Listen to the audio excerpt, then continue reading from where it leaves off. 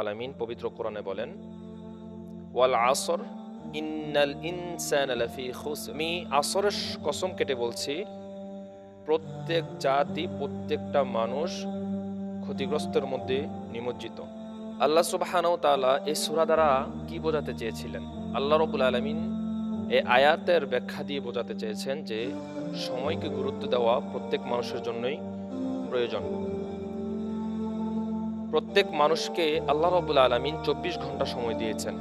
কাউকে 22 ঘন্টা সময় দেয় নেই, কাউকে 20 ঘন্টা সময় দেয় নেই।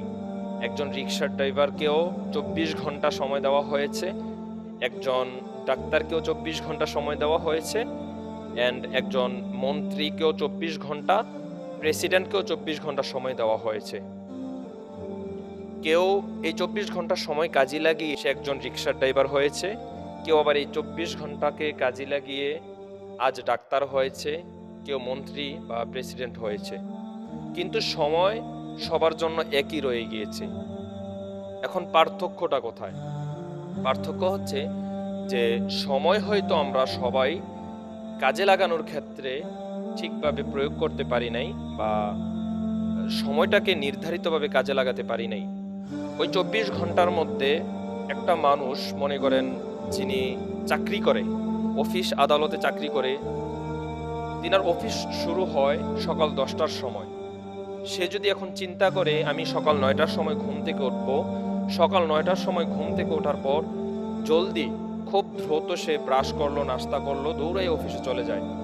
এখন আল্লাহ রাব্বুল আলামিন এই সময়টিকে কাজে লাগানোর কথা কেমনভাবে বলেছেন?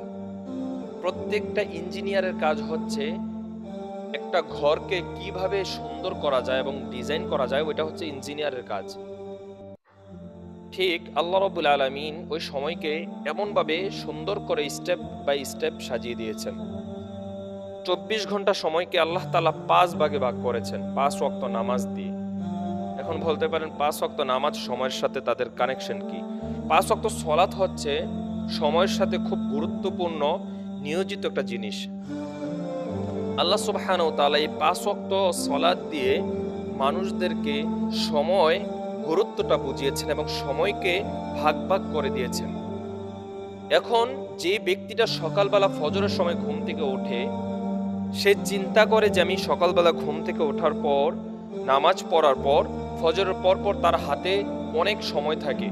সে কোরআন তেলাওয়াত করতে পারে, জগিং করতে পারে, সে তার পত্রিকা পড়তে পারে, নিজের পরিবারের কিছু কাজকর্ম করতে পারে, এভরিথিং। সে অনেক সময় পেয়ে যায় অফিসে যাওয়া পর্যন্ত।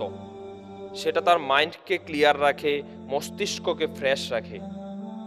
অন্যজন যে কিনা সকাল 9টার সময় ঘুম থেকে ওঠে, সে নিজের মাইন্ড ক্লিয়ার রাখা থাক দূরের কথা, সে ঘুম থেকে উঠে কোনো রকম নাস্তা করেই দৌড়ায় অফিসের দিকে। আপনি শুনলে অবাক হবেন, পৃথিবীতে যত বড় বড় ব্যক্তি আছে, ইলন মাস্ক হতে শুরু করে ইভিট লিও, যত বড় বড় ব্যবসায়িক আছে, বড় বড় ব্যক্তিরা আছে, ধনী ব্যক্তিরা আছে, তাদের ইতিহাস যদি আপনি পড়েন বা তাদের জীবন নিয়ে যদি কিছু জানতে চান, আপনি গুগলে সার্চ করে দেখবেন যে তারা সকালবেলা ঘুম থেকে কখন ওঠে। আপনি এই জিনিসটা দেখলে অবাক হবেন যে যত বড় বড় মানুষ আছে পৃথিবীতে, ব্যবসায়িক বিজনেসম্যানরা আছে, তারা খুব সকাল করে ঘুম থেকে ওঠে, খুব ভোরে তারা ঘুম থেকে ওঠে। কারণ তারা জানে ওই ভোরের মধ্যে একটা অলৌকিক একটা সময়, ওইটা অলৌকিক একটা জিনিস আল্লাহ রাব্বুল আলামিন ওই ভোরে রেখেছেন, সকালবেলার সময়টার মধ্যে রেখেছেন। একজন লেখক লিখেছিলেন তিনার একটা বইয়ের মধ্যে যে তুমি যদি সকালবেলার জাদু দেখতে চাও, তাহলে খুব সকাল করে ঘুম থেকে উঠে পড়ো। যদি তুমি সকালবেলার জাদু দেখতে চাও, তাহলে তুমি খুব সকাল করে, ভোর করে ঘুম থেকে উঠে পড়ো। তাহলে তুমি বুঝতে পারবে যে সকালটা কত গুরুত্বপূর্ণ একটা সময়। আর বড় বড় লেখকবিদরা বলে যে তুমি যদি সফলতা পেতে চাও, তাহলে খুব সকাল করে ঘুম থেকে ওঠো, খুব ভোরে ঘুম থেকে ওঠো। কারণ ভোরের মধ্যে আল্লাহ সুবহানাহু ওয়া তাআলা একটা অলৌকিক একটা জিনিস রেখেছেন।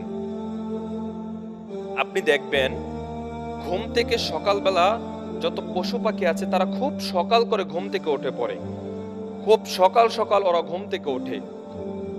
তারপর মুরুগ দেখেন, মুরগি দেখেন, যত পশু পাখি আছে সকল কিছু খুব সকাল সকাল ঘুম থেকে উঠে পড়ে।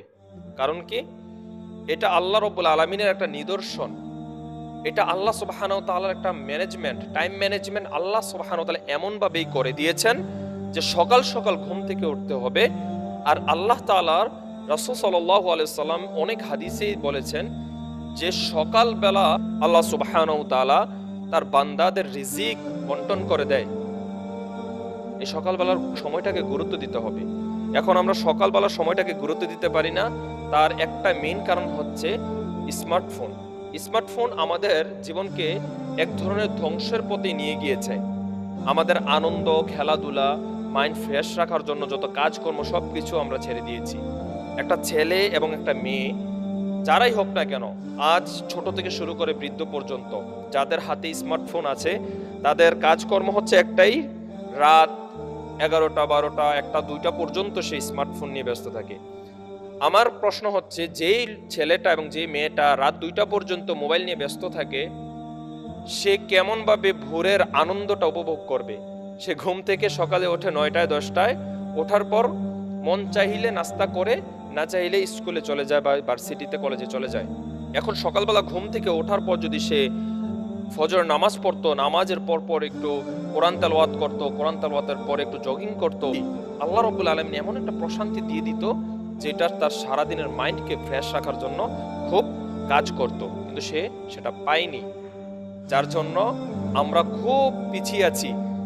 এর একটাই কারণ, ওটা হচ্ছে যে আমরা সময়কে গুরুত্ব দিতে পারি না, যার জন্য আমরা প্রতিনিয়ত পিছিয়ে আছি। আর আমাদের সোশ্যাল মিডিয়াগুলা আমাদেরকে সবচাইতে বেশি ক্ষতিগ্রস্তের মধ্যে রেখেছেন। যারা এই যে দেখেন, যত প্ল্যাটফর্ম বাংলাদেশের মধ্যে এবং গোটা পৃথিবীতে যত প্ল্যাটফর্ম আছে, ফেসবুক, ইউটিউব বা সোশ্যাল মিডিয়ার মধ্যে যত প্ল্যাটফর্ম আছে, প্রত্যেকটা প্ল্যাটফর্মের পিছনে শত শত বিজ্ঞানীরা কাজ করছে, ইঞ্জিনিয়াররা কাজ করছে। তার প্রতিনিয়ত এই একটা অ্যাপসের পিছনে শত শত বিজ্ঞানী, শত শত ইঞ্জিনিয়ার কাজ করে যাচ্ছে আমাদেরকে নষ্ট করার জন্য।